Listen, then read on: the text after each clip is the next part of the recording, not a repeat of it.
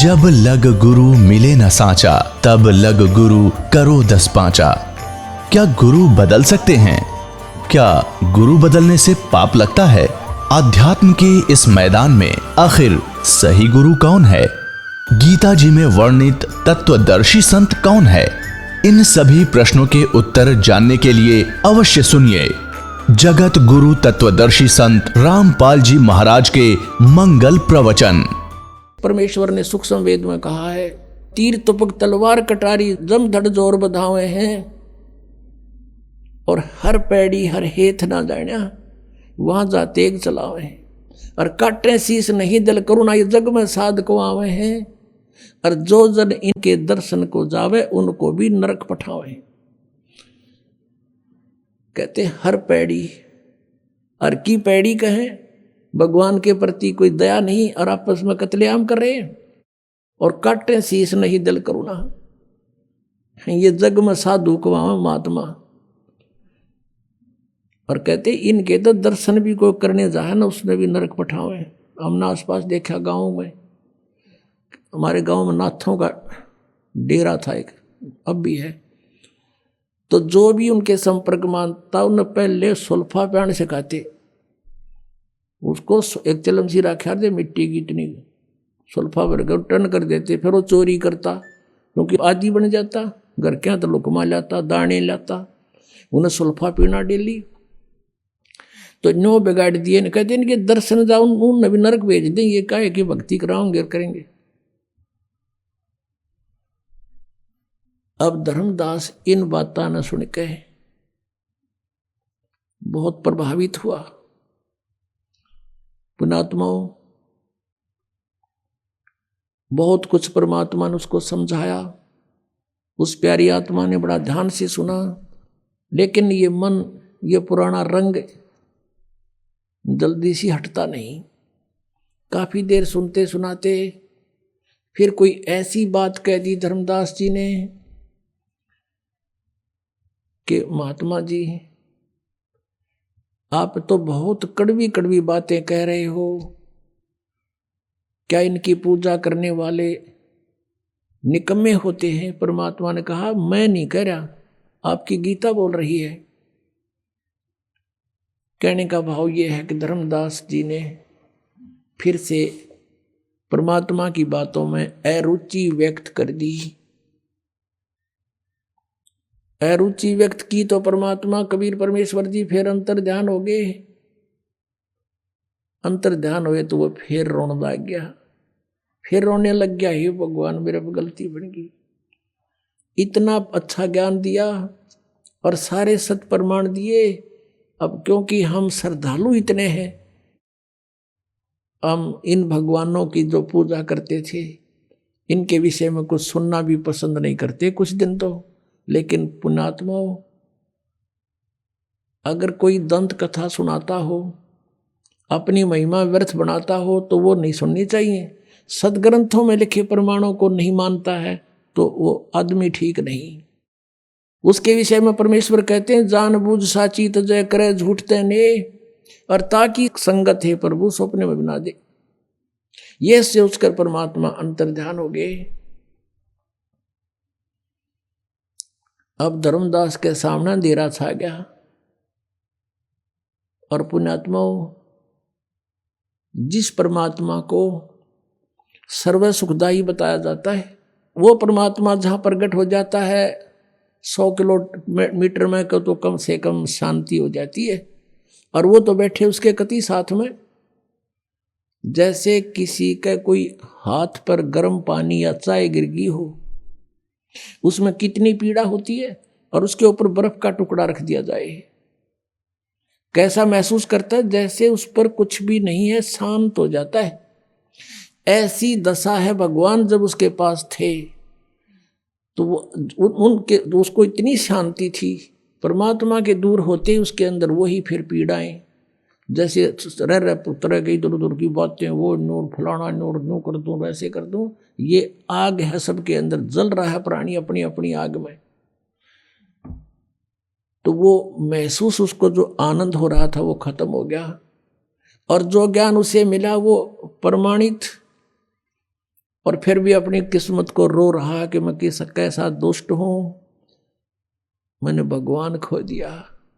अब फिर रोने लग गया, अब त्याग दिया, वापस चल पड़ा अपने घर की तरफ। और क्या कहता है परमात्मा की वाणी में लिखा है, तावा रोवत धर्मनि नागर, कहाँ गए मेरे सुख के सागर। अधिक वियोग हुआ हमसे ती, जैसे निर्धन की लुटगी खेती।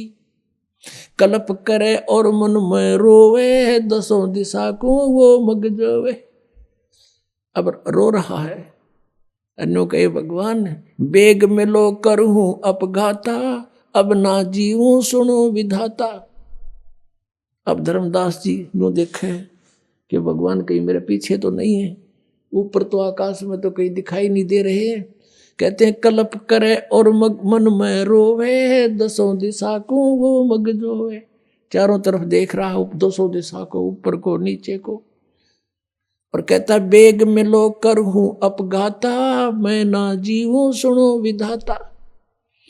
हे परमात्मा जल्दी दर्शन दे दो, अब मैं जीऊंगा नहीं मैं आत्महत्या करूंगा। रोता हुआ घर पे आ गया। उसकी पत्नी ने सोचा भगत क्यों रो रहा है, क्या बात होगी इसको। अब बोल नहीं पा रहा, इतना बुरी तरह रो रहा। कहां से, मथुरा से रोने लगा था, बांधवगढ़ पहुंच गया एमपी में, 800 किलोमीटर। 2 दिन 3 दिन जाने जाने में लगे होंगे उसको। पैदल चलते थे पहले, कोई सवारी नहीं होती थी ऐसी, और श्रद्धालु थे, पैदल चलते थे। उसकी पत्नी का नाम आमनी देवी था, बड़ी धर्मात्मा थी, लेकिन कभी कभी वो भी भगत के साथ कुछ दान धर्म के बारे में कुछ कंजूसी करती थी। तो उसने सोचा कि भगत क्यों रो रहा है और वापस कैसे आ गया। इसका तो 1 महीने का टूर प्रोग्राम था, आ गए 7वें दिन।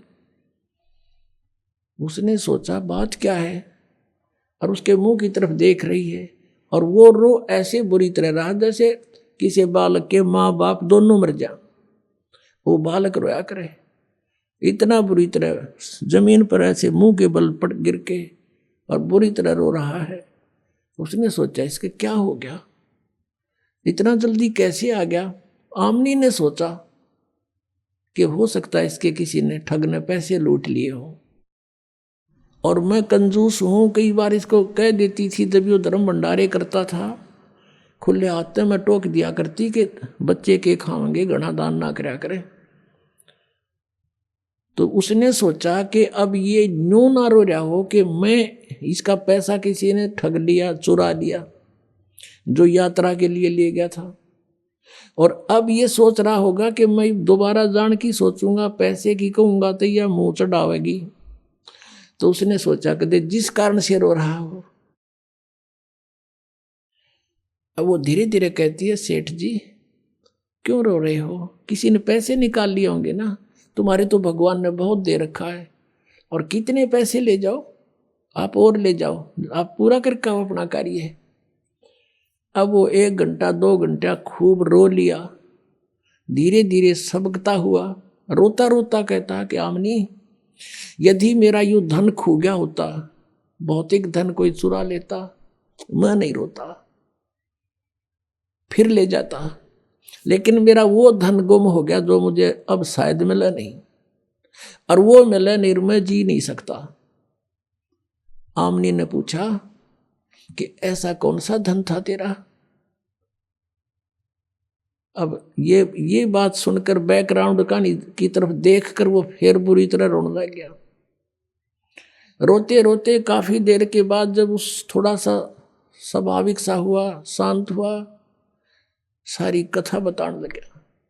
जो परमात्मा ने ज्ञान सुनाया था सारी ज्ञान सुनाया, और सृष्टि रचना सुनाई थी परमात्मा कबीर जी ने।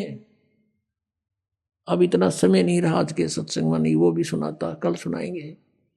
तो वो उसने सारी सुनाई, और सब अपने साथ घटना बताई कि ऐसे ऐसे मैंने रोटी बनाई, उसमें चींटियां जल गई थी, और वो चींटी सारी जीवित कर दी, मेरा पाप काट दिया। अब आमनी कहने लगी इतना बढ़िया ज्ञान और खुद भगवान देने आ रहे थे। आप तो व्यापारी हो, आप तो बिजनेसमैन थे, यू सौदा चूक कैसे गए?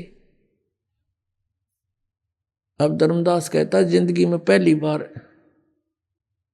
मैं आ रहा हूं सौदे में, आज तक हार का मुंह नहीं देखा था, अब के मैं चूक गया अपना सौदा, और ये घाटा मुझे शायद इस जीवन में पूरा नहीं होगा और मैं जी नहीं सकता। जो साधनाएं हम करते थे वो एक आने की नहीं, आगे का रास्ता कति नहीं, घोर अंधेरा हो गया मेरे सामने, जीऊं कैसे भगतमती। आमनी कहने लगी आपने तो गलती कर दी। इब्बन माँ विष्णु महेश गेला कुणसी अपनी रिश्तेदारी थी और ये कुणसी अपना रोज मिला करते थे। हमने सुनी सुनाई बातों पर उन पर आश्रित थे और इतना बढ़िया ज्ञान सारे प्रमाण आपको बताए गए, आपने चरण पकड़ने चाहिए थे। कहने लगा इसी भूल को तो रो रहा हूं, जैब के भगवान आगे अब क्या नहीं छोड़ूंगा चरण उनके। ऐसे बीत गया 6 महीने बीत गए उनको। धर्मदास जी ना कुछ खावे, मुश्किल से एक आध फुल्का रोज, मुश्किल से उसकी पत्नी कह सुन के खिलाओ उसको, और वो ना काम काज में रुचि, वो भक्ति करा करता वक्ति वत करने की कोई ना थी। सुबह बैठ जा दरवाजे तो बाहर द्वार के ऊपर गेट पे है, अनु देखे दूर ताई, जैसे बिलड़ी ने श्री राम की प्रतीक्षा की थी। अब जैसे उसको कहीं दूर से कोई आता दिखाई देता, चल पड़ता उसकी तरफ कि शायद महात्मा आगे। अरे एक बार पुण्यात्मा जिसकी चाह आपको हो जाती है, आम व्यक्ति भी वो शायद दिखने लग जाता है उसको, वहां तक जाता है कि ना ये तो को नहीं, वो नहीं है। फिर पता लगा किसी से कि एक महात्मा बैठा है जंगल में, गांव नगर के बहुत से लोग उसके पास जा रहे हैं दर्शनार्थ। भगत जी भी पहुंच गए, धर्मदास जी। अब देखा कि भाई हो सकता है महात्मा वही हो सकते हैं, लेकिन इनका ज्ञान से परीक्षण होगा। धर्मदास जी ने प्रश्न किया उस साधु से परीक्षा करने के लिए, जब महाराज जी होंगे तो वो बात मैं प्रश्न करूंगा, टू दी पॉइंट जवाब देंगे। उसने प्रश्न किया महाराज जी मैं कुछ प्रश्न करना चाहता हूं। धर्मदास ने कहा। वो साधु महात्मा बोला करो बच्चा, कि ब्रह्मा विष्णु महेश के माता पिता कौन है? वो साधु कहता अरे कैसी बात करता है, इनके कोई माता पिता नहीं, अदरो अमर सर्वेश्वर महेश्वर। और जान गए यो ठीक हो मन मन महीनों कही तो रॉन्ग नंबर उठ का आ गया। ऐसे 6 महीने बीत गए। फिर परमात्मा ने उसकी पत्नी में प्रेरणा की। उसकी पत्नी ने कहा कि मार भगत आपका तो वेट भी आधा रह गया, अरे ऐसे तो आप मर जाओगे। भगवान ने जब विछड़े आपसे कुछ तो कहा होगा, भी कैसे मिले वो? उन्होंने कहा कि वो कहते हैं कि जहां धार्मिक भंडारे होते हैं, यज्ञ होते हैं, साधना करते हैं, जो भगत इकट्ठे होते हैं तो कोई भंडारा करता है तो मैं अवश्य जाता हूं और उनको ज्ञान चर्चा करते हैं परमात्मा। जैसे आपने ऋग्वेद मंडल नंबर 9 और सूक्त नंबर 86 के मंत्र 26-27 में पढ़ा कि वो परमात्मा हमारे यज्ञों में, धार्मिक यज्ञों में बिजली अत्यधिक गतिशील पदार्थ के समान आकर प्राप्त होते हैं, गुप्त रूप में आकर बैठ जाते हैं वहां पर। और वही परमात्मा ने कहा कि वो ऐसे धर्म भंडारे होते हैं, धार्मिक यज्ञ होती हैं, वहां अवश्य जाता हूँ, क्योंकि वहाँ मेला भरता है, भक्तों को बैठा के समझाते हैं, चर्चा करते हैं गुप्त रूप में। तो आमनी ने कहा कि आप भंडारा कर दो। धर्मदास ने कहा एक दिन में क्या हुए हैं, एक दिन में तो पता भी ना चला किसी ने। आमनी बोली तू कर ले जितने दिन का करना हो, कि 3 दिन का करना पड़ेगा, अब 3 दिन का कर ले। उसने 3 दिन का भंडारा, धर्म भंडारा दिन निश्चित कर दिया। आसपास सब चिट्ठियां भिजवा दी कि दूर तक। अब पहले दिन सब भोजन करके साधु संत महात्मा चले गए, वो तो नहीं आए, देखता रहा। उसकी पत्नी ने पूछा कि महाराज जी आए क्या? महाराज जी कि नहीं आज तो नहीं आए। अगले दिन फिर ऐसा ही हुआ। तीसरे दिन आफ्टरनून हो गया, भंडारा यानी भोजन चल रहा है, साधु संत खाकर जा रहे हैं। अब धर्मदास ने फाइनल फैसला कर लिया, क्योंकि वो तो आत्मा के पुकार सुनते हैं, कि यदि आज आप नहीं आए, कल आपका दास नहीं रहेगा संसार में। अब जिया ही नहीं जा मेरे थे, आज तक की आस ठीक शायद आज आ जाएंगे। अंतर वो तो कहते हैं चिट्ठी पायल बाजे पैर, साहिब सुनता है सब लहर। अंतर्यामी सारी जानते हैं, उन्होंने देख लिया कि आज भगत मरेगा, अब नहीं जीवेगा, क्योंकि फाइनल फैसला था उसका कि ये भंडारा पूरा हुआ और मैं आत्मघात करा। तो फिर कहते हैं बेग मिलो करहूं अपघाता, मैं ना जीऊं सुनो विधाता। उसी समय जब रहे ना 10-20 भगत 50-60 भोजन खा रहे थे महात्मा, ये उसे महात्मा जिसे बताए थे आप ताई। तो उसी समय एक कदम का पेड़ था, लगभग 200 फुट की दूरी पर, जहां भंडारा चल रहा था। वहां आकर उसी जिंदे वाले महात्मा के रूप में वहां पर बैठ के आके धर्मदास की, वैसे वो देख तो रहा था ऐसे ऐसे पल पल में, जब नंग आ गई हक वो बैठे महाराज जी तय नंगे पैरा नो दौड़ के नो देखा जानते कति नो वो एक चरणा नो सीने लाग गए न चपट गए, जो कर बालक अपने माता पिता के चिपक जाता है। अन्न देखे अन्न कहे भगवान इनका छोड़ के ना जाइयो, ये परमात्मा अब का जो कहोगे सारी सुनूंगा। तब परमेश्वर ने कहा धर्मदास इन पहले फारग कर नकलिया ने, फिर बतलावांगे आपस में। अगना जी इब के ना जाइए, अगना ही बच्चा नहीं जाऊंगा, बस विश्वास कर मेरा। अब वो एक कदम एक बार दन्यू देखे, फिर उन तो डगाने थे वो फटाफट करके फारग, और परमात्मा को कहा आपके दास की कुटिया आ जाओ यहाँ पर थोड़ी देर, अंदर बतलावांगे। अंदर ले गया, भगवान को जैसा भी बैठने को साधन दिया, अपनी पत्नी से बुलाया कि आजा भाग जा भाग गया, आमनी मेरा धन पा गया, मेरा धन पा गया। दोनों एक एक पैर पकड़ कर बैठ गए। तब आमनी ने कहा कि भगवान आपका बच्चा ये तो बहुत नर्म आत्मा का है, इसको तो मैं सांत्वना देती रही ना, पहले मर लेता। ये भगवान आप तो अंतर्यामी हो, इतना दुखी नहीं करना चाहिए था अपने बच्चे को। तब परमात्मा ने कहा कि आमनी यो काल का दूत हो रहा था, ये जिसको मैं 2 बार मिला इसने सारी बात मानी, फिर किता काल फिर इसका 8 लगा देता। मैं इसके साथ था, इसको मर नहीं देता बेटा, ये तो मर लेता पहले ही।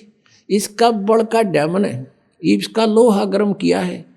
अब लोहा गर्म होए बिना चोट मारे जाओ तो उसका कोई फायदा नहीं। अब इसका अंतःकरण साफ हो लिया, आज बेटी जो मैं कहूँगा सारी मानेगा, और ये सत्य इसके हृदय में उतरेगी, इसलिए थोड़ी सी देर करी थी। तो पुण्यात्माओं ये वो समर्थ है, कहते हैं जो जन मेरी शरण है ताका हूँ मैं दास, और गेल गेल लाग गया फिर जब लग धरती आकाश। फिर सारी कथा सुनाई, दोबारा से कई दिन रुके, उनको खूब ज्ञान समझाया, दोनों ने उपदेश लिया। परमात्मा ने तो गवाह बनाना था उनको, धर्मदास की आत्मा को। परमात्मा तो चले गए भी, मैं अब जाता हूँ फिर आऊँगा। कुछ दिन के बाद एकदम धर्मदास जी को दर्शन दे रहे ओनली, और कहा धर्मदास चल तुझे मैं अपना सतलोक दिखाता हूँ। पहले धर्मदास ने प्रार्थना की थी पहले कई बार, ले चल आज तुझे अपना स्थान दिखाता हूँ। सतलोक लेके गए धर्मदास को, आत्म शरीर वहीं पड़ा है, अचेत पड़ा है। 3 दिन हो गए, रिश्तेदार इकट्ठे हो गए, गाँव के इकट्ठे हो गए, नगर के लोग आने लगे। क्या हो गया कि पता नहीं क्या बीमारी होगी, बेहोश पड़ा है, कोमा में चला गया। तीसरे दिन परमात्मा ने सब कुछ ऊपर दिखाया, सारा सतलोक दिखाया, वहाँ की सतीथि दिखाई, वहाँ की जो रहते हैं हंस लोग, वहाँ की दुनिया दिखाई सतलोक की, कि यहाँ कभी बुढ़ापा नहीं आता, यहाँ कोई दुख नहीं होता, यहाँ मृत्यु नहीं होती, तुम यहाँ रहते थे और अपनी गलती से तुम चले गए। अब धर्मदास कहता है भगवान मुझे यहीं रख लो, अब वापस ना भेजो प्रभु, मुझे यहीं रख लो, मत भेजो महाराज, काल की नगरी है मोहे राख लियो महाराज, काल की नगरी है मोहे, मत भेजो महाराज हमसे बिगड़ी है। वहां जाके पता चलता है कि सचमुच हमने जुल्म किया, यहां से गए किस कारण से गए। रो है बहुत बुरा हाल कर दिया भगवान, वापस ना भेजो, तो बहुत बूढ़ी स्थान है। तो परमात्मा ने कहा तो जा बेटा, यहां ऐसे नहीं आया जाता, न तो मैं सारे ले आऊंगे कि तुम अपनी मर्जी से गए हो, अपनी इच्छा से वापस आओगे और इतने ही धनी बनकर आओगे जितने धनी यहां से बनकर गए थे। जितने धनी तुम यहां थे भक्ति के शक्ति, इतनी नीचे इकट्ठी करनी पड़ेगी। उसका मैं एक मंत्र दूंगा, तू चल वहां पर, और मंत्र दूंगा तुझे सतनाम, उसका सिमरण करना, उसके भक्ति के धन से तुम वापस आओगे। ऐसे नहीं बेटा बात बनेगी। तीसरे दिन जब वापस आत्मा छोड़ दी तो वो जागा। तब उसको पता चला कि ये भगवान तो वहां काशी में रहता हूं। सतलोक से जाकर पता लगा। वहां से चल पड़ा पैदल, बनारस में पहुंचा, रामानंद जी के पास पहुंचा। वहां से पता चला कि कबीर मेरा शिष्य है लेकिन मेरा गुरु भी है। तब मालिक से वहां मिले, फिर कहा कि हे भगवान, आपने मेरी आंखें खोल दी, परमात्मा दीक्षा दो अब दोबारा। नए सिरे तो मालिक ने उपदेश दिया, सतनाम दिया, उसकी मोक्ष किया, सार नाम दिया और उसका कल्याण किया। बोलो सतगुरुदेव की जय हो। परम पिता परमात्मा पूर्ण ब्रह्म सर्व सृष्टि रचनहार सर्वे उत्पादक प्रभु, ये परम पूज्य कबीर परमेश्वर जी, ये हम सभी आत्माओं के जनक हैं, यही हमारे मालिक हैं। हम अपनी गलती के कारण हम यहां काल के जाल में फंस गए और हम ऐसे लोक में पहुंच गए हैं कि यहां जीव सुखी नहीं हो सकता। यहां सुख नाम की चीज नहीं। परमेश्वर पूर्ण ब्रह्म परम अक्षर ब्रह्म कबीर देव जी, कबीर साहब जी, जो बनारस में काशी में एक जुल्हे की भूमिका करके 120 वर्ष तक इस धरातल पर रहे, एक जनसाधारण की लीला करते हैं। ये परमात्मा 3 सतिथि में सर्व ब्रह्मांडों की सतिथि को संभालते हैं। जैसे परमेश्वर का एक बहुत तेजो में स्वरूप है, वो सतलोक के अंदर विराजमान है और बहुत बड़ा गुमज है, बहुत सुंदर, एक जैसे मंदिर नुमा एक परमात्मा का स्थान है। उसके बीच में परमात्मा का सिंहासन है, तख्त है, और वहां परमेश्वर कबीर देव जी जो हमारे सदृश हैं, मनुष्य सदृश है, उनका शरीर, उनके एक रोमकूप में करोड़ सूर्य करोड़ चंद्रमा, दोनों की मिली जुली रोशनी भी परमेश्वर के एक रोमकूप की रोशनी से फीकी रहती है। इतना तेजो में शरीर है उस परमेश्वर का।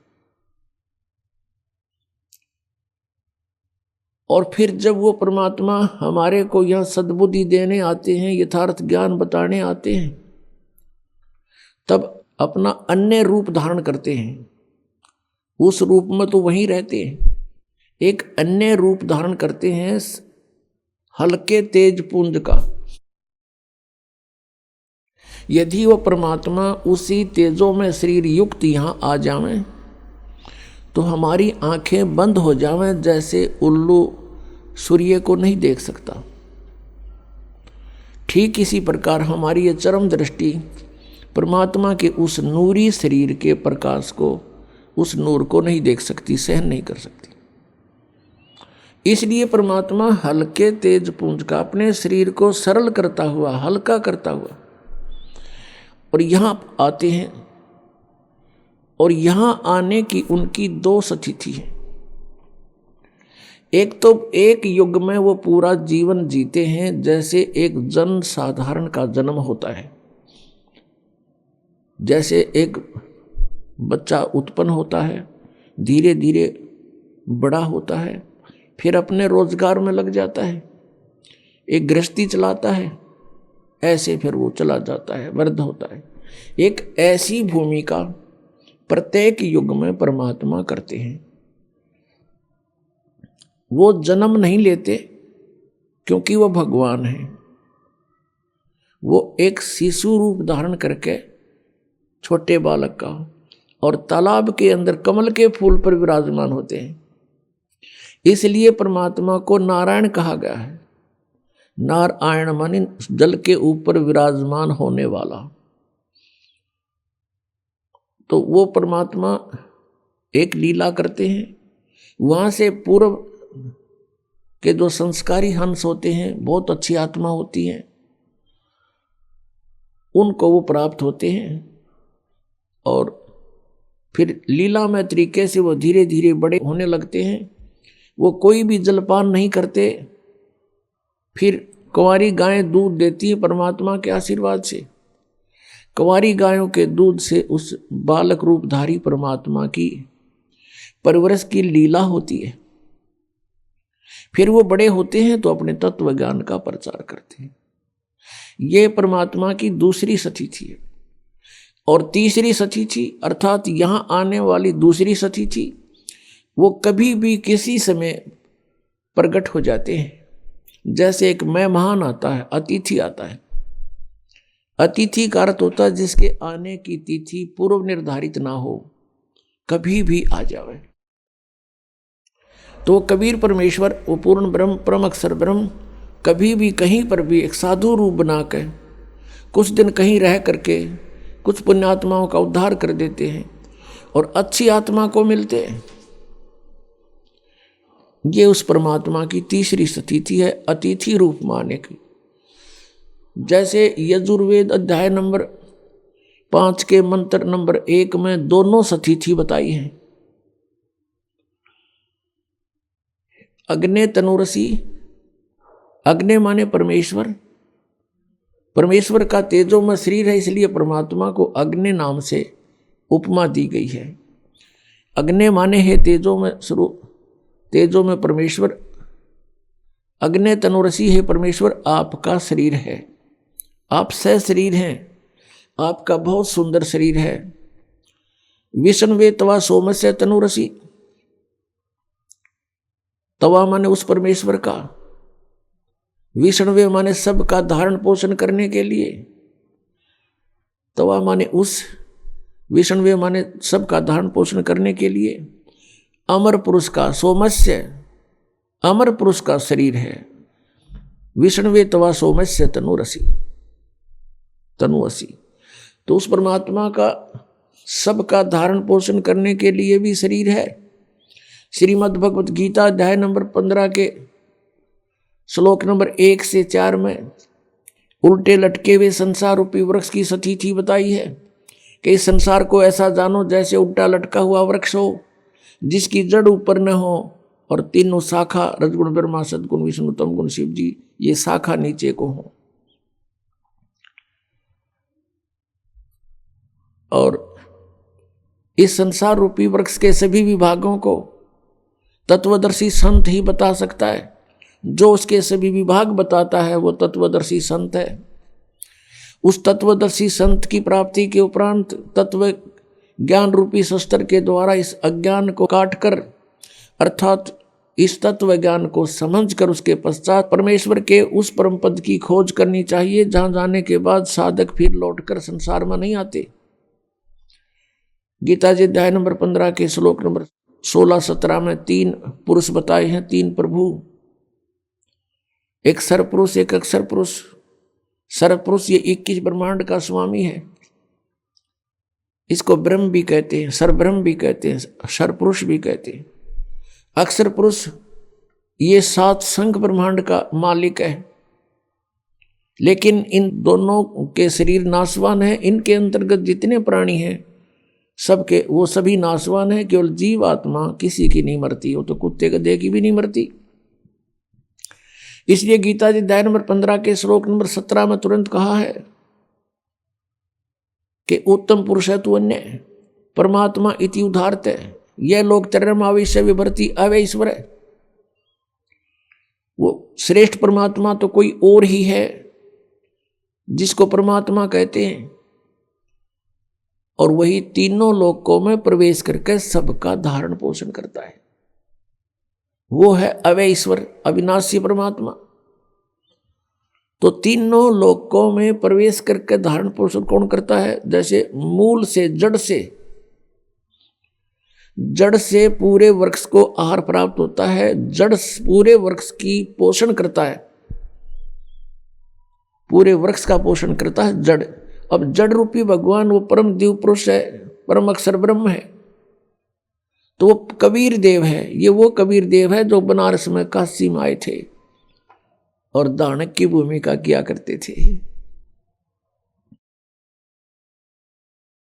पुण्यात्माओं, हमारे सदग्रंथ जो हैं, जैसे पवित्र चारों वेद, पवित्र श्रीमद् भगवत गीता, पवित्र पुराण, इन सदग्रंथों को हम यथार्थ ज्ञान युक्त मान रहे हैं और हैं भी नो की न्यू। और जो इनके अंदर लिखा है वो सत्य है। तो हम परमात्मा को पहचानने के लिए अपने सदग्रंथों को आधार बनाएंगे। जिनको पवित्र हिंदू धर्म पहले से ही सत्य मानता है, उस पर पूर्ण रूप से आश्रित है, तो उन्हीं सदग्रंथों से हम भगवान पहचानेंगे। उनमें क्या लिखा है और कैसी महिमा है परमात्मा की, कैसी लीला करते हैं भगवान, तो फिर परमात्मा के पहचानने में हमें कोई भूल नहीं लगेगी। अभी तक हमें भूल लगी हुई थी। हमें कोई भी बता दे ऐसा है भगवान, हम मान लेते थे, ऐसा है भगवान, हम वो भी मान लेते थे। ब्रह्मा है भगवान, हम उसको भी मान लेते थे। विष्णु है भगवान, हम उसको भी मान लेते थे। शंकर है परम शक्ति, हम उसको भी मान लेते थे, क्योंकि हमें ज्ञान नहीं था। अब जैसे ये पंथ चल रहे हैं कुछ, ये कहते हैं सतलोक में सचखंड में चलो, और वहां परमात्मा निराकार है, सतपुरुष है ही नहीं वहां पर, और आत्मा ऐसे मिल जाएगी वहां जैसे बूंद समुद्र में। बताओ, अक्ल मारी जा रही। समुद्र में कोई कहे चलो डूबन चलांगे, कितने तैयार होंगे डूबन खातिर। यहां वैसे हाँ भरे जाओ बेशक, पर डूबन का टाइम आओगा जब एक नाव डूबे उड़ा सारे भाग जाएंगे छोड़ गए। तो यहाँ ये नकली पंथ चल रहे हैं। ये कहते हैं वहाँ भगवान है नहीं, निराकार ही प्रकाश है। तो वहाँ क्या करेंगे हम जाके, जब भगवान नहीं, हम तो परमात्मा को मिलने चले हैं, परमात्मा वहाँ है नहीं। अब जैसे कोई गाय की महिमा गाता है, गाय दूध देती है, बहुत अमृत सा दूध देती है, बड़ा लाभदायक पशु है, और सभी की इच्छा होती है भी हम गाय लें, और फिर कहें गाय तो है ही नहीं, गाय तो निराकार है, या कोई ये थोड़ी हुई कोई। परमात्मा की इतनी महिमा बता रखी है वेदों में, सदग्रंथों में। जिन महापुरुषों को आकर मिले हैं उन्होंने अपने आंखों देखा हाल भगवान का बता रखा। अब उनको हमने अनदेखा कर दिया, इन झूठों की बातों को स्वीकार कर लिया। ये नकली पंथ, जो ये राधा स्वामी पंथ, जय गुरुदेव पंथ, धन धन सतगुरु पंथ, ये सारे झूठ बोल रहे हैं, कति 100 की 100। इन किसी ने भगवान नहीं मिला, कख नहीं पता इनको। अगर परमात्मा मिला होता ये निराकार बताते। सदग्रंथ सत बतावे कि उस शरीर है, मनुष्य दृश्य है, आंखों देखा संत बताते हैं, दानक रूप रहा करतार, और हमरे ही निहार है, हमारा सृजनहार, हमारे जैसा हमारा भगवान, हमारा उत्पत्ति करता। तो पुण्यात्माओं, दास का उद्देश्य है कि पहले हम अपने जिन सदग्रंथों को सही मानते थे उन्हीं से परिचित हों। फिर दिखता को नहीं भगवान के पहचान की और मोक्ष की कोई समस्या खत्म, क्योंकि इतना सिंपल मार्ग है, इस जैसा मार्ग नहीं। इन काल के दूतों ने काल प्रेरणा से अपनी प्रभुता दिखाने के लिए हठ योग शुरू कर दिए, सिद्धियां प्राप्ति करने के लिए खड़े होकर तप, उल्टा होकर के तप, और नरे अनुष्ठान करने लगे, सुहा करके। ये तो नाशकरण की विधि ढूंढा करते थे। एक दूसरे पर प्रभु पकड़ने के लिए किसी ने एक सिद्धि प्राप्त कर ली तो दूसरा ने सोचा 3 करूं मैं, और तब इससे मैं सुपरियत कहलाऊं जनता में। परमात्मा कहते हैं इस हमारे नाम में 24 सिद्धि आ जाएंगी तुम्हारे को। लेकिन इन सिद्धियों का प्रयोग ना कर लेना, ये विष का काम करेंगी। अपने आप पड़ी रहें, क्योंकि सिद्धियां हमारा सहयोग देंगी और हम इसको प्रयोग करने लगे तो फिर हानि कर देंगे हमारे को। तो इसलिए ये सिद्धियों का प्रयोग करते थे। जैसे एक सिद्धि सब सागर पीवे, एक अगस्त ऋषि थे, परमात्मा पाने के लिए घर त्याग कर जंगल में साधनाएं शुरू कर दी। अब इनकी बहुत लंबी चौड़ी कहानियां हैं। बचपन जंगल में निकल गया, 30-40 वर्ष का हो गया, फिर भ्रमण शुरू कर दी। यानी पहले बैटरी चार्ज करता था, 1 वर्ष में 6 महीने तपस्या साधना करता था, 6 महीने भ्रमण करता था गांव गांव नगर नगर में जाके। तो उसकी महिमा होगी। एक राजा की संतान नहीं थी। राजा ने उस पता लगा कि बड़े पहुंचे हुए महापुरुष हैं, जंगल में साधना करके आए हैं। तो राजा ने प्रार्थना करके अपने पास हफ्ते 10 दिन रखे, सेवा की। फिर प्रार्थना की कि हमारे संतान नहीं है। अगस्त ऋषि ने कहा ठीक है, हो जाएगी, संतान हो जाएगी। अगस्त ऋषि चले गए, पीछे से राजा के घर कन्या ने जन्म लिया। अब वो घूमता घूमता 12 वर्ष के बाद फिर उसी रेंज में आ गया। 6 महीने साधना करता था, 6 महीने ऐसे जंगल में गांव गांव नगर नगर में घूमता था। तो 12 वर्ष के बाद उसी साइड का नंबर आ गया। राजा को पता चला कि वो महापुरुष आ रहे हैं, अगस्त ऋषि। राजा ने अपने नगर की सीमा पर से लेकर वहां तक फूल बिछा दिए और खूब जय जयकार करवा दी। सब खड़े कर दिए नागरिक, आओ भगत के लिए। और साथ में अपनी कन्या को साथ लेकर गए। 12 वर्ष की कन्या पहले बहुत अच्छी तगड़ी हो जाती थी। तो वहां जाकर के कहा कि भगवान, आपकी दया से मुझे एक पुत्री प्राप्त हुई है, आपके आशीर्वाद से मैं आपका आभारी हूँ। अगस्त ऋषि बड़ा खुश हुआ और प्रार्थना की कि महाराज हमारे यहाँ कुछ दिन रुको। पहले तो कह रहा था कि नहीं, मैं 1 दिन से ज़्यादा कहीं नहीं रुकता हूँ। फिर उसने कहा, जाकर जब बताया कि ऐसे ऐसे आपकी कृपा से मैं पुत्री प्राप्त हुई, हम चाहते हैं आपकी कुछ सेवा करें और हमारा मन खुश होगा। तो उसने 2 दिन की हाँ भर ली और राजा ने अपनी कन्या की सेवा की करा दी। बेटा तू इनकी दी हुई है और सेवा करो महाराज की। अब धीरे धीरे वो महाराज जुड़ा 7 दिन डटा। फिर कहने लगा कि मैं तुझसे कुछ मांगना चाहता हूँ। राजा से कहा अगस्त ऋषि ने। अब राजा ने कहा जी हम क्या दे सकते हैं आपको, सब कुछ आपका ही है, मांगने की आवश्यकता नहीं, आप आदेश करो कि ये कन्या मुझे दे दो मेरी सेवा के लिए। अब राजा को पता था नाट गया तो पता नहीं कि बद्दुआ दे दे, कति नाश हो जाए मेरा। अपना छाती पर पत्थर धर के कि जवाब किया गया। हवले का लड़की ने जाता रहा, कर ले साधना इनकी। फिर उसको क्या हुआ, तपस्याएं करके उसने एक सिद्धि प्राप्त कर लिया। जीवन सारे जीवन में एक सिद्धि सब सागर पीवे, एक सिद्धि जो बोजुग जीवे, एक सिद्धि जल पैर न लाई, एक सिद्धि आकाश से उड़ जाई। अपने आत्माओं अगस्त ऋषि ने 7 समुद्रों को एक ही घूंट में पी लिया। अब फिर प्रार्थना की उससे अन्य ऋषियों ने, देवताओं ने कि भगवान यहाँ तो सब आओ भाव बिगड़ जाएगी, एटमॉस्फेयर चेंज हो जाएगा और आप दया करो, हमारे ऊपर रहम करो। रहम कर दिया, उल्टा ही कुरला कर दिया। 7 समुद्र भर गए। अपने आत्माओं आज हम अध्यात्म ज्ञानहीन हो लिए कति। इन नकली ऋषि संतों महंतों के कारण इन कहेगा पता नहीं, हमें नास्तिक का दूसरा रूप बना दिया कि भगवान ऐसा नहीं कर सकता, ये सब झूठ बोलने की बातें हैं। नहीं, अध्यात्म के अंदर बहुत बड़ी प्रबल शक्ति है, ऐसा बिल्कुल संभव है। लेकिन ये हमने चाहिए नहीं थी, इनकी आवश्यकता नहीं थी, अज्ञानता के कारण ये किया। क्या कहते हैं, परमात्मा कहते हैं कि डंब कर डूंगर चढ़े, लोग दिखावा करते हैं ये तपस्या करने वाले ऊंचे से स्थान पर बैठेंगे जहां से दूर तो दिखे सब न महात्मा वो बैठा, और फिर आंख मीच कर बैठा रहे, फिर उसकी सेवा शुरू हो जाए, लोग आन जान लग जा, उसकी महिमा हो जाए, वह महिमा की भूख है।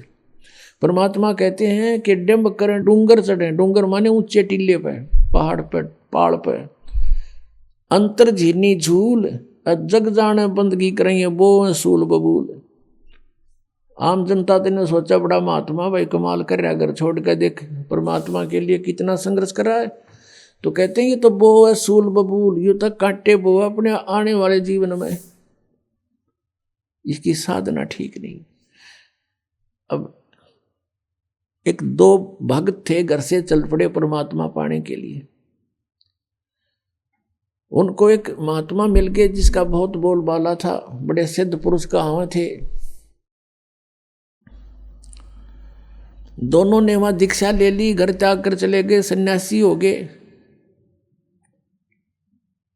कई वर्ष तक वो उस महात्मा के साथ रहे, गुरुजी के साथ आश्रम में। अब गुरुजी की मृत्यु के बाद वो दोनों निकल गए वहां से और अलग अलग दिशा में सिद्धि प्राप्ति के लिए चल पड़े, क्योंकि वो सिद्धि ही सिखाता था। जो उनमें से एक था उसको परमेश्वर कबीर देव जी का सत्संग मिल गया। जैसे आप जी को अभी बताया कि परमात्मा 3 स्थिति में अपने संसार के सभी कार्यों को संभालते हैं। एक में तो पूर्ण रूप ऊपर बैठे हैं, सब ब्रह्मांडों का कंट्रोल करते हैं। अन्य रूप जैसे प्रत्येक युग में एक जीवन ऐसा करके जाते हैं, बच्चे के रूप में प्रकट होते हैं, जन्म नहीं लेते, वो सह शरीर आते हैं, सह शरीर चली जाते हैं। 120 वर्ष रहे थे कलयुग में और सब अपना ज्ञान प्रचार करके अपनी अमृत वाणी लिपिबद्ध करवा के अपना ज्ञान सारा सुख संवेद दे करके चले गए थे, सह शरीर गए थे। और दूसरी स्थिति वो कहीं भी आकर प्रकट हो जाते हैं, जैसे आदरणीय धर्मदास साहिब जी को मिले, आदरणीय नानक साहिब जी को बेई नदी पर मिले थे, अन्य को दिखाई दे नहीं रहे थे, ओनली नानक साहिब जी को दिखाई दे रहे थे। और जो ही नानक साहिब जी ने बेई नदी में डुबकी लगाई स्नान करने के लिए, वहीं से उनको अंतर ध्यान कर लिया। जनता ने सोचा डूब गए, सब जाल जूट डाले, इधर दूर तक खोज की, कुछ नहीं मिला, सतलोक में ले गए, फिर वापस छोड़े, तीसरे दिन वहीं खड़े मिले। तो ऐसे परमात्मा इन पुण्यात्माओं को मिलते हैं, फिर वो अपनी ऐसे आकर के वो परमात्मा कुछ लीला करते हैं। इसी प्रकार वो कहीं प्रकट होकर के कुछ दिन कुछ क्षेत्र में रह जाते हैं, कोई उनका गांव नाम पूछते हैं तो वो गोलमोल कर जाते हैं, संतों के गांव नहीं पूछा करते, तो जनता भी नहीं ज़्यादा खोजबीन करा करती, ना कोई मीडिया ऐसे कोई साधन थे। जैसे आजकल टेलीफोन है, नाम बता दे जब गांव, वहाँ पूछ ले करके भाई यहाँ का कोई आदमी है, तो उस समय ऐसा नहीं था। तो परमात्मा ऐसे रहते हैं, किसी एक क्षेत्र में कुछ दिन रह गए, फिर अचानक चले गए। साधु रहते थे, अचानक चले गए, वापस नहीं आए, ये वो परमात्मा की लीला थी। तो कबीर परमेश्वर जी ऐसे रह रहे थे वहाँ। वो उन दोनों गुरु भाई जो थे उस सिद्ध के, उनमें से एक को उस परमात्मा कबीर देव जी का टच हो गया, सत्संग हो गया, मिल गया उसको। कई दिन लगातार सत्संग सुना, उसका तो जीवन बदल गया। जिन सिद्धियों को वो प्राप्त करने की चेष्टा कर रहा था वो खत्म हुई, परमात्मा पाने की उमंग उठी, सत्साधना शुरू कर दी। अब कुछ दिनों के बाद परमात्मा ने लीला की। संत ने उसे कहा, बेटा अब तू आगे उपदेश दिया करिए, और तुझे आदेश दे दिया मैंने। उधर से परमात्मा घूमने के लिए बहाना करके निकल गए जंगल में, वन में, वापस नहीं आए। खोजबीन की, देखा कोई व्यक्ति किसी हिंसक पशुओं ने खा रखा है, ऐसा स्थिति कर दी। उन चेलों ने सोचा गुरुजी को तो किसी ने खा लिया, उनका अंतिम संस्कार कर दिया, जबकि वो परमात्मा थे, वो तो चले गए थे। अब 10-12 वर्ष के बाद कहीं पर समागम था कोई, जैसे कई प्रकार के संत इकट्ठे हो जाते हैं, जैसे मेला होता है कुंभ का, वहां पर वो कबीर परमेश्वर का अनुयायी भी चला गया। उधर से उसका पहले वाले गुरु का चेला, वो सिद्ध जो सिद्धि प्राप्ति के लिए निकला था, वो भी आ गया।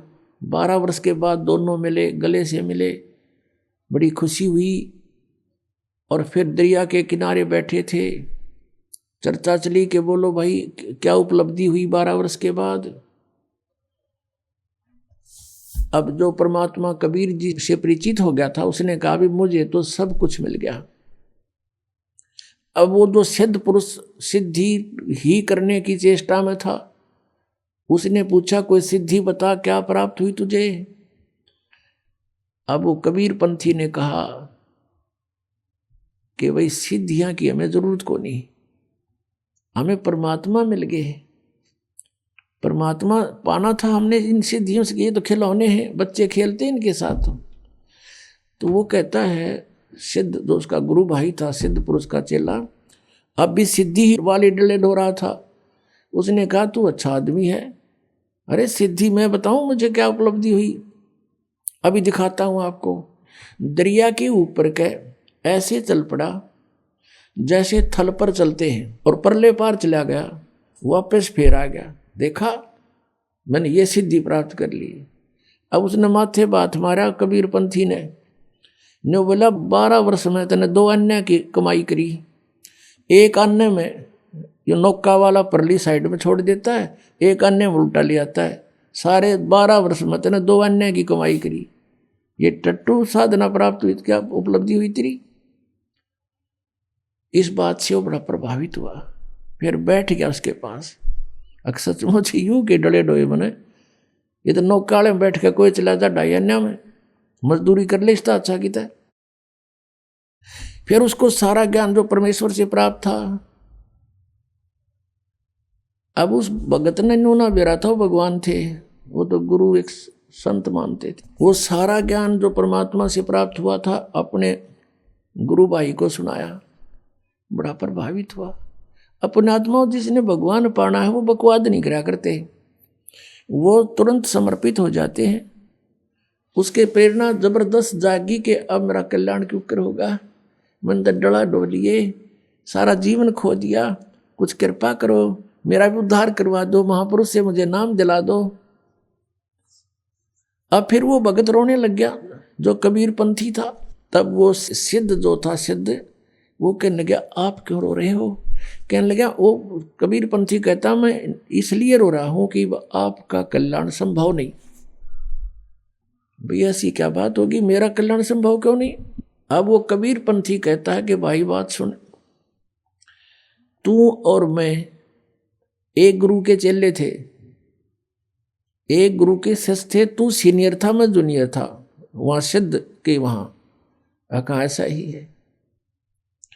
तो भाई वो गुरुदेव तो शरीर छोड़ गए मेरे वाले, जिनसे मुझे ये मार्ग मिला, अब तेरा कल्याण नहीं हो सकता। तो उसने कहा भाई देखो गुरुजी चलो शरीर तो छोड़ गए होंगे, पर किसी को आदेश दे गए होंगे, मुझसे ले लूंगा नाम। तो कबीर पंथी कहता है कि भाई उससे नाम तू ले नहीं सकता, क्योंकि गुरु को परमात्मा तुल मानना पड़ता है, और तू उसको गुरु भी नहीं स्वीकार कर सकता। अब वो सिद्ध पुरुष कहता है कि बात सुन भाई, मैं निकला हूं भगवान पाने के लिए, और मुझे आप किसी से दिला दो ये नाम, मैं उसको सिर पर रखूंगा, मुझे परमात्मा चाहिए। तब उसने बताया, किसने, कबीर पंथी ने, कि इस दास को आदेश देगे वह, और आप मुझे, क्योंकि आप मेरे से सीनियर थे वहां पर आश्रम में, या जिन जूनियर सीनियर की आग सारा लाग रही है, या भी एक बेड़ी है इस काल की, तो भगत तो एक सतर में होने चाहिए, ऊंच नीच ना हो, पहला पीछा कुछ नहीं होता। एक पिता की संतान है, एक बड़ा बेटा है, एक 15 साल छोटा है, तो सह तो एक के पिता के, सह तो भाई हुए, बहन भाई है, तो ऐसे हो आप। तो उसने कहा कि आप मेरे से नाम ले भी लोगे तो आपका भाव बने नहीं मेरे अंदर, क्योंकि आप मेरे से सीनियर थे। चरण पकड़ दिए, इन्होंने बोला अरे इससे बढ़िया बात है और कहाँ होगी, मेरा खुद जो ना गुरु बाहिर मेरा गुरु, आज से मैं आपका दास, आप मेरे भगवान, मैंने नाम दो। तो नाम दे दिया, दीक्षा दी और दोनों का अपना उन्होंने खूब जैसी साधना की, खूब बढ़िया कल्याण मार्ग पर चले। अब क्या बताते हैं परमात्मा, शब्द महल में सिद्ध 24 हंस बिछोड़े बिसवे 20। अब जिनके पास सिद्धि हो जाती है वो प्रभु पाक जाते हैं, सैकड़ों आदमी प्रशंसक हो जाते हैं, उस महाराज ने यूं कर दिया, उस महाराज ने यूं कर दिया, उसका नाश कर दिया, वहां बैठे ने आग लगा दी, यही से काम करा करते। अब क्या बताते हैं, शब्द महल में सिद्ध 24 हंस बिछोड़े बिसवे 20। अब प्रभु पाक गया, लाखों लोग हजारों लोग प्रशंसक हो गए, वो फिर भगवान बन जाता है। तो वो भगवान बन गया तो भगवान तो एक कह रहेगा, दूसरा बन ही नहीं सकता, तो परमात्मा दूर हो जाता है। कहते हैं ये सिद्धियां जो आपके अंदर मान बड़ाई पैदा कर देती हैं, भगवान से दूर कर देती है, हंस को बिछोड़ देती है, बिछुड़ जाता है भगवान से, दूर चला जाता है। शब्द महल में सिद्ध 24 हंस बिछोड़े बिसवे 20। बिसवे 20 माने कति पक्कम पक्का, 100% जीव का नाश करती है, भगवान से दूर कर देती है। ये सिद्धियां की जो 14 है, एक सिद्धि सुर देव मिलावे, एक सिद्धि मन वृत्ति बतावे, एक सिद्धि हो पौन स्वरूपी, एक सिद्धि हो वे अनुरूपी, एक सिद्धि निस्वासर जागे, एक सिद्धि सेवक हो आगे, एक सिद्धि सुरगापुर ध्यावे, एक सिद्धि सब गठ छावे, एक सिद्धि सब सागर पीवे, एक सिद्धि जो बहुजुग जीवे, एक सिद्धि जो उड़े आकाशा, एक सिद्धि परलोक के बासा, एक सिद्धि कष्ट तन जारा, एक सिद्धि तन हंस नियारा, एक सिद्धि जल डूब न ला जाई, एक सिद्धि जल पैर न लाई, एक सिद्धि बहु चोले धारे, एक सिद्धि नितत विचार, एक सिद्धि पांचों तत् नीरम, एक सिद्धि हो बजर शरीरम, एक सिद्धि पीवे नहीं खाई, एक सिद्धि जो गुप्त छुपाई, एक सिद्धि ब्रह्मांड चलावे, एक सिद्धि सब नाद मिलावे, एता खेल खिलारी खेले, सो हम हंसा प्रगट बेले, 24 को ना मन चावे, सो हंसा शब्द अतीत कहावे, प्रसिद्धि पूर्ण पटरानी, सतलोक की कहूँ निशानी, सतलोक सुख सागर पाया, सतगुरु भेद कबीर लखाया, परमहंस देखो परवाना, जन कहता दास गरीब दीवाना। अब क्या बताया कि एक सिद्धि मन वृत्ति बतावे कि मन के अंदर आपने के सोच रखा है, तो हम कहते हैं ये सिद्धियां हमें इनकी आवश्यकता नहीं। एक सिद्धि निस्वासर जागे, एक सिद्धि सेवक हो आगे, एक सिद्धि दिन रात जागने की प्राप्त हो जाती है। और हम भक्ति अध्यात्म ज्ञान से इतने दूर हैं, अध्यात्म ज्ञानहीन हैं हम जरा से भी किसी संत या भक्त में ऊट पटांग सा देख लेते हैं, हम उसके साथ चिपक जाते हैं, प्रभावित हो जाते हैं। एक गांव है खेड़ी दमकन, गोहाना के पास, दास के वहाँ मामा जी हैं। तो वहाँ देखा, वहाँ कथा सुनी उनकी कि एक डेरा बना हुआ गीसा पंथियों का। गीसा आदरणीय गीसा साहिब जी को परमेश्वर कबीर देव जी आकर मिले थे और उन्होंने फिर परमात्मा से प्राप्त ज्ञान को लिपिबद्ध भी किया है, कुछ वाणी भी बोली है। उन्हीं का एक शिष्य था, तो उन्होंने उस अपने आदरणीय गीसादास साहिब जी की शिष्यता हो गया, लेकिन वचन नहीं माना उसने, अपने हिसाब से हठ योग करता रहा। नेकी राम नाम था उनका, नेकी राम जी। उसने सिद्धि प्राप्त कर ली हठ योग करके, दिन रात सोए नहीं। वो उस गांव में आकर बैठ गया बनी में, और साधु रूप में एक लंगोट बांध रहा, बस नो अवधूत रूप में बैठा।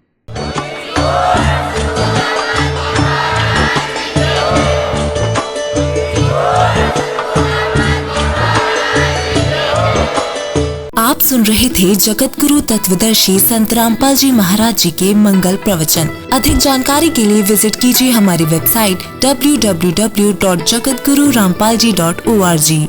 संत रामपाल जी महाराज जी के शुभ आशीर्वाद से पूरे विश्व भर में 500 से भी ज्यादा नाम दीक्षा केंद्र हैं, जिन पर संत रामपाल जी महाराज जी द्वारा ऑनलाइन निशुल्क नाम दीक्षा दी जा रही है। अपने नजदीकी नाम दीक्षा केंद्र का पता करने के लिए संपर्क करें 8222880541।